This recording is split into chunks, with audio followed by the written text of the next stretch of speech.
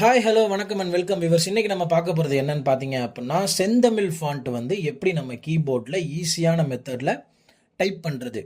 யூஸ்வலாக பார்த்தீங்க அப்படின்னா நமக்கு தமிழ் டைப்பிங்க்கு வந்து பாமினி சன்டாமி தான் எல்லாருமே யூஸ் பண்ணுவாங்க.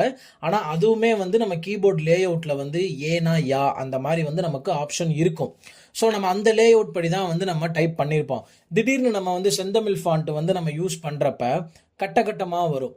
இந்த மாதிரி கட்டமாக வந்துச்சுன்னா நம்ம எப்படி வந்து டைப் பண்ணுறது, ஸோ அப்படிங்கிறத பற்றி தான் இன்றைக்கி வீடியோவில் நம்ம பார்க்க போகிறோம். ஸோ ஃபஸ்ட்டு என்ன பண்ணுறீங்க அப்படின்னா, நீங்கள் அந்த செந்தமிழ் ஃபாண்ட்டை வந்து செலக்ட் பண்ணிடுங்க. ஸோ செலக்ட் பண்ணதுக்கப்புறம் நீங்கள் என்ன பண்ணுறீங்க அப்படின்னா, உங்களோட ஃபோட்டோஷாப்பில் மேலே பார்த்தீங்கன்னா டூல் பார் இருக்கும். அதில் ஃபைலுக்கு பக்கத்தில் இருந்து பார்த்தீங்கன்னா ஃபிஃப்த்தாக வந்து டைப் அப்படிங்கிற ஆப்ஷன் இருக்கும். அந்த டைப் ஆப்ஷனில் பேனல் அப்படிங்கிறது எங்கே இருக்குன்னு பாருங்கள். ஸோ பேனலில் வந்து தேர்ட் ஆப்ஷனாக கிளிப் ஃபேனல்ஸ் அப்படிங்கிறது கிளிக் ஆகிருக்கும். ஸோ கிளிப் ஃபேனல்ஸை வந்து நீங்கள் செலக்ட் பண்ணிக்கோங்க.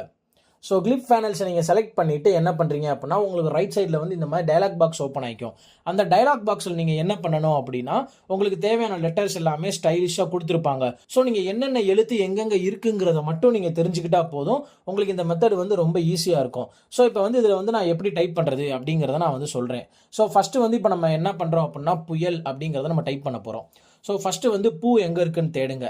அதை வந்து ஒரு டபுள் கிளிக் பண்ணிக்கோங்க. டபுள் கிளிக் பண்ண உடனே ஜஸ்ட் அதுக்கு பக்கத்தில் ஒரு கிளிக் பண்ணிவிட்டு அடுத்து யா எங்கே இருக்குன்னு தேடுங்க.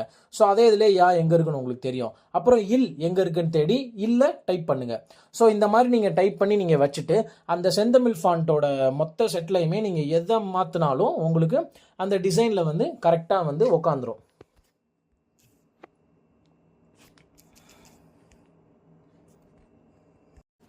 So one of the easiest and simplest way பார்த்தீங்க அப்படின்னா இதுதான்.